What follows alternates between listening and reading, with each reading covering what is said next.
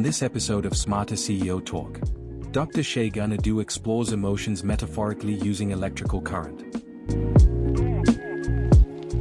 I teach emotional intelligence, and I've spent nearly a decade researching it.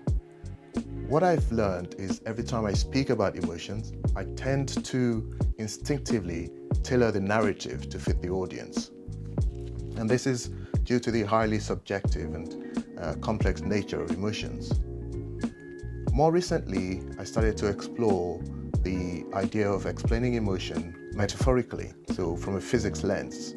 So specifically, likening emotions to electrical current in an effort to make something highly subjective feel more objective and tangible.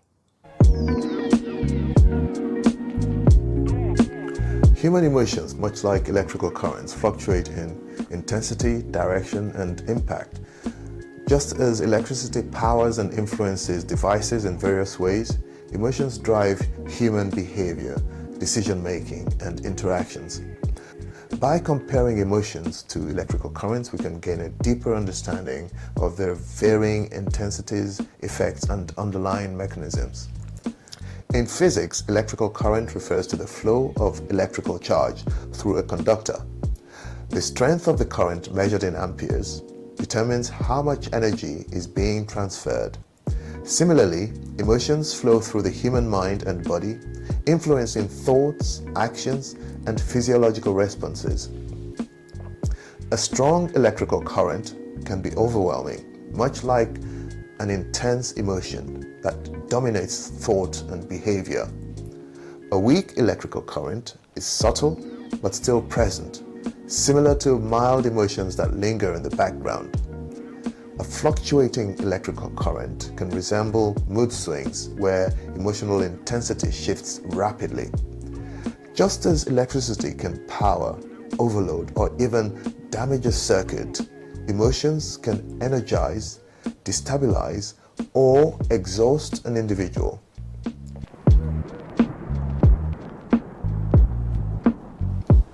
In mapping emotions to electrical current strengths, we look at a few emotions to elucidate the concept.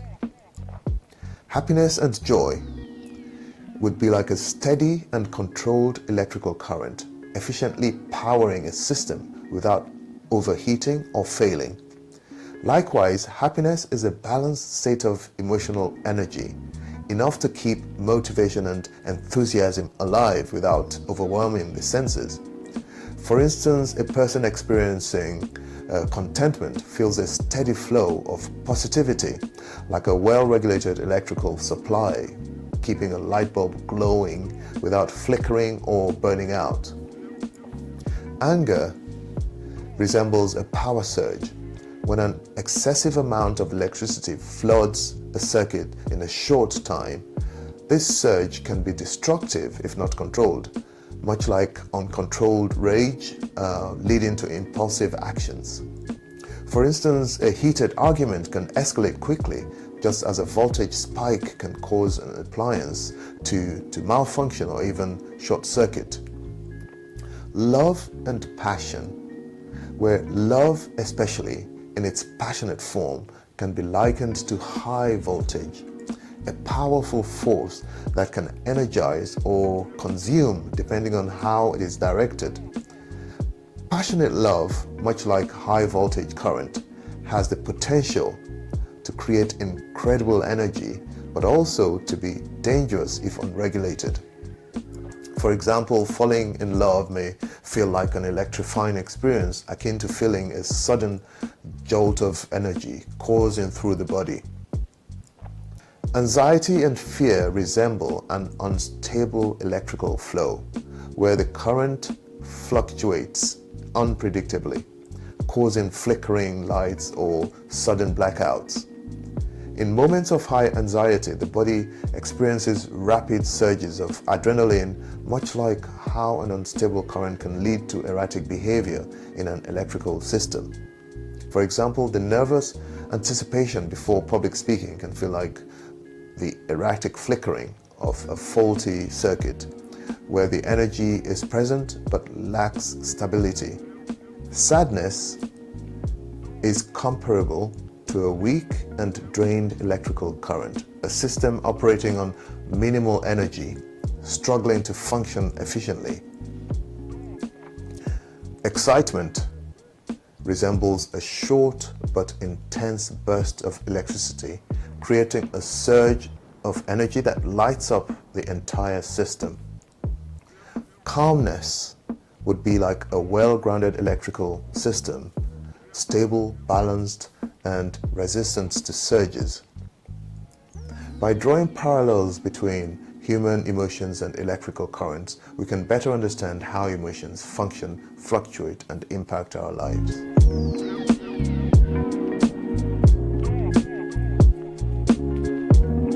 Now, perceiving emotional currents in others in order to emit the right energy for stability, to stabilize our relationships. Because you find that, the way people express emotions through body language, tone, and behavior acts as a signal of their emotional current strengths. And by recognizing these signals, we can adjust our own emotional output to either amplify or counterbalance or stabilize the energy in a given situation. The key to emotional balance is emitting the right current strength in response to another's emotional charge. Too much of the same energy can create an overload, while too little may lead to disconnection. And it's worth sort of looking at strategies for recognizing emotional current in others and then responding appropriately to maintain equilibrium. So happiness, for instance, we perceive it in others as light, open body language, smiling, laughter, enthusiastic speech. These are the way people express happiness. On our side, we want to emit a complementary, moderate current, match their enthusiasm without overpowering it. We want to reinforce the joy with shared excitement or warmth. If the happiness is excessive, as in hyperactive energy, we need to ground the interaction with calm but positive energy to maintain balance. Anger. So the way we perceive anger in others is perhaps their voices are raised, tense muscles, clenched fists, sharp or forceful speech patterns, rapid movements, or aggressive body language. I think we all have an idea what anger comes across as in others. The way we respond is to emit a grounding, stabilizing current. We want to respond with calmness rather than match their intensity. We want to lower our tone of voice if possible. We want to maintain a steady breathing and listen attentively. We definitely want to avoid overreacting with the other person's surge, which is their anger, as this leads to emotional overload and conflict escalation. We ideally want to be the grounding wire. We want to let their energy discharge without escalating it further. This helps to diffuse the situation rather than fuel it. Love, we perceive it as intensely focused attention, deep eye contact, excitement, or emotional vulnerability. The way we want to respond to this is to emit a compatible high but stable current. We want to reciprocate their energy appropriately, matching enthusiasm and depth.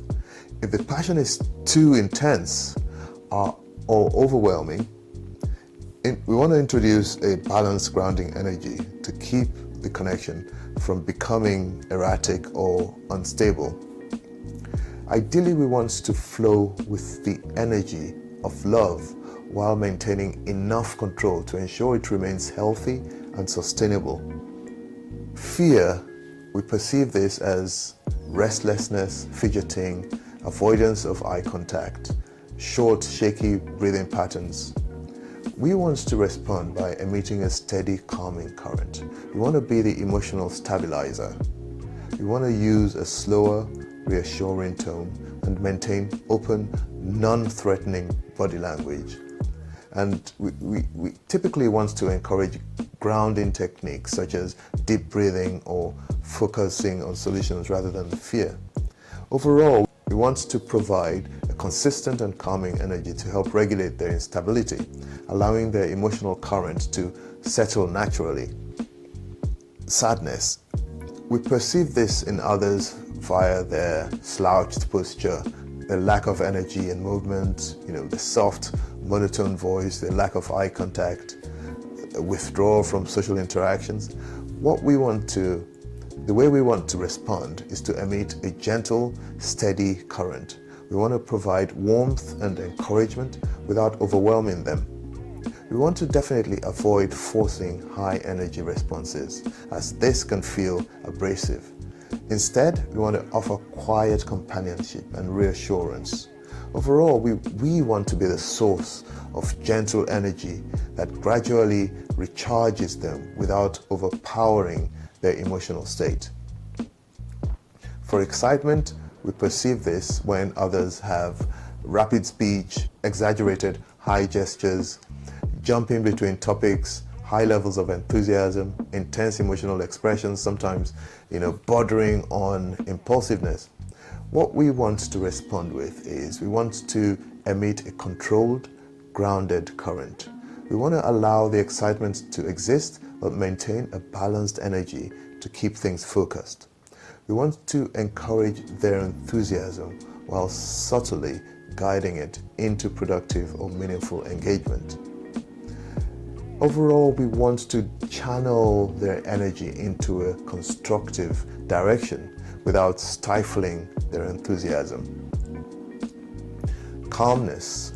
We perceive calmness in others via their relaxed posture, slow and deliberate movement, soft, even-toned speech, steady breathing, and a general sense of contentment and presence.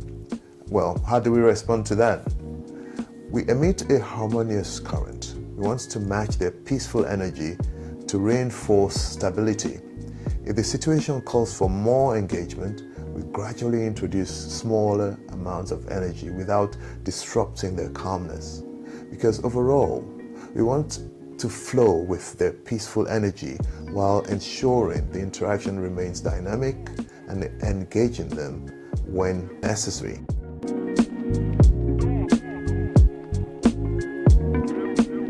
To an extent, you can see that managing and mastering these emotions is an art in itself.